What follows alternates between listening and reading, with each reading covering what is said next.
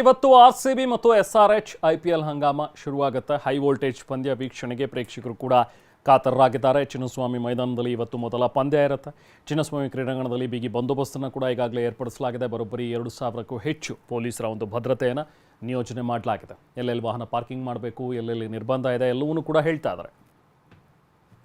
ನಾವು ಪ್ರತಿನಿಧಿ ರಾಚಪ್ಪ ಸ್ಥಳದಲ್ಲಿದ್ದಾರೆ, ಮತ್ತಷ್ಟು ಡೀಟೇಲ್ಸ್ ಪಡೆಯೋಣ. ರಾಚಪ್ಪ, ಈಗ ಕಳೆದ ಬಾರಿ ಆದಂಥ ಒಂದಷ್ಟು ಅಹಿತಕರ ಘಟನೆ ಅದೆಲ್ಲವೂ ಕೂಡ ಇನ್ನೂ ಕೂಡ ನೆನಪಿದೆ.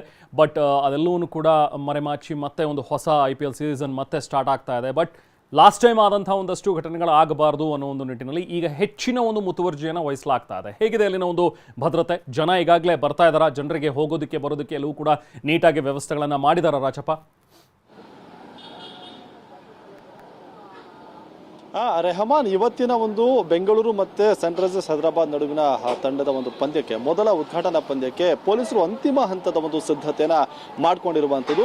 ಅಂದರೆ ಕಳೆದ ವರ್ಷ ಅಂದರೆ ಟ್ರೋಫಿ ಗೆದ್ದಂತಹ ಒಂದು ಸಂದರ್ಭದಲ್ಲಿ ಏನು ಸೆಲೆಬ್ರೇಷನ್ ಮಾಡುವಂಥ ವೇಳೆಯಲ್ಲಿ ಅಹಿತಕರ ಘಟನೆಗಳು ಆಯಿತು. ಅದೆಲ್ಲವನ್ನು ಕೂಡ ಮರೆತು ಈಗ ಹೊಸ ಮಾದರಿಯಲ್ಲಿ IPL ಶುರುವಾಗ್ತಿದೆ ಅನ್ನುವಂಥ ರೀತಿಯಲ್ಲಿ ಭಾಸ ಆಗ್ತಿರುವುದು. ಯಾಕಂತಂದರೆ ಕಳೆದ ಬಾರಿಗೆ ಹೋಲಿಸ್ಕೊಂಡ್ರೆ ಈ ಬಾರಿ ಸಾಕಷ್ಟು ಚೇಂಜಸನ್ನು ಇಲ್ಲಿ ಕ್ರೀಡಾಂಗಣದ ಸುತ್ತಮುತ್ತ ಮಾಡಿಕೊಂಡಿರುವಂಥದ್ದು. ನನಗೆ ಎಕ್ಸಾಕ್ಟ್ ಆಗಿ ಗೇಟ್ ನಂಬರ್ 17 ಮತ್ತು 16 ಬಳಿ ಇದ್ದೀನಿ. ಇದೇ ಗೇಟಲ್ಲಿ ಏನು RCB ಸೆಲೆಬ್ರೇಷನ್ ಸಂದರ್ಭದಲ್ಲಿ ಹೆಚ್ಚಿನ ಸಾವು ನೋವು ಸಂಭವಿಸಿದ್ದು, ಜೊತೆಗೆ ಸಾಕಷ್ಟು ಜನರು ಅಸ್ವಸ್ಥ ಕೂಡ ಗೊಂಡಿದ್ರು. ಹಾಗಾಗಿ ಈ ಜನ ಹೋಗುವಂತಹ ಈ ಪ್ಯಾಸೇಜ್ ಏನಿದೆ ಇದನ್ನು ಸ್ವಲ್ಪ ವಿಡ್ತನ ಜಾಸ್ತಿ ಮಾಡಿರುವಂಥದ್ದು. ಮೊದಲು ತುಂಬಾ ಕಿರಿದಾದಂತಹ ಜಾಗ ಇತ್ತು, ಈಗ ಅದನ್ನು ಜಾಸ್ತಿ ಕೂಡ ಮಾಡಿರುವಂಥದ್ದು. ಅದರ ಜೊತೆಗೆ ಅಲ್ಲಿ ಗಮನಿಸ್ತಾ ಇರ್ಬೋದು, ಮೆಟಲ್ ಡಿಟೆಕ್ಟರ್ ಅನ್ನು ಕೂಡ ಅಳವಡಿಸಿಕೊಳ್ಳಲಾಗಿದೆ. ಹಾಗೆಯೇ ಈ ಸ್ಟೇಡಿಯಂ ಸುತ್ತಮುತ್ತ ಕಳೆದ ಬಾರಿಗೆ ಕಂಪೇರ್ ಮಾಡಿಕೊಂಡ್ರೆ ಈ ಬಾರಿ ದೊಡ್ಡದಾದಂತಹ ಗೇಟ್ ನಂಬರ್ನ ಒಂದು ಏನು ಸೂಚನೆ ಏನು ಕೊಡುತ್ತೆ ಆ ರೀತಿಯಾದಂತಹ ಫಲಕಗಳನ್ನು ಹಾಕೊಂಡಿರುವಂಥದ್ದು. ಅಂದರೆ ಗೇಟ್ ನಂಬರ್ ಡೈರೆಕ್ಷನ್ ಯಾವ ಗೇಟ್ಗೆ ಎಲ್ಲೆಲ್ಲಿ ಹೋಗಬೇಕು ಅನ್ನುವಂತಹ ನಿಟ್ಟಿನಲ್ಲಿ ದೊಡ್ಡದಾದಂತಹ ಅಂದರೆ ಕ್ರೀಡಾಂಗಣದ ಸುತ್ತಲೂ ಕೂಡ ಗೇಟ್ನ ಒಂದು ಸಂಖ್ಯೆಯಲ್ಲಿ ಯಾವ ಗೇಟ್ಗೆ ಯಾವ ಕಡೆಯಿಂದ ಹೋಗಬೇಕು ಅಂತ ಹೇಳಿ ದೊಡ್ಡದಾದಂತಹ ಒಂದು ಸೈನ್ ಬೋರ್ಡನ್ನು ಕೂಡ ಹಾಕೊಂಡಿರುವಂಥದ್ದು. ಅದ್ರ ಜೊತೆಗೆ ಎಕ್ಸಾಕ್ಟ್ ಆಗಿ ಪೊಲೀಸರು 2 ಗಂಟೆಗೆ ಈ ಕ್ರೀಡಾಂಗಣದ ಸುತ್ತಮುತ್ತ ಡಿಪ್ಲಾಯ್ ಆಗ್ತಾರೆ. 2,000ಕ್ಕೂ ಹೆಚ್ಚು ಜನ ಪೊಲೀಸರನ್ನ ಭದ್ರತೆಗಾಗಿ ನಿಯೋಜನೆಯನ್ನು ಮಾಡಿಕೊಳ್ಳಲಾಗಿರುವಂಥದ್ದು. ಅದರ ಜೊತೆಗೆ ಎಕ್ಸಾಕ್ಟ್ ಆಗಿ 3:30ಕ್ಕೆ ಎಲ್ಲ ಗೇಟ್ಗಳು ಕೂಡ ಓಪನ್ ಆಗುತ್ತೆ.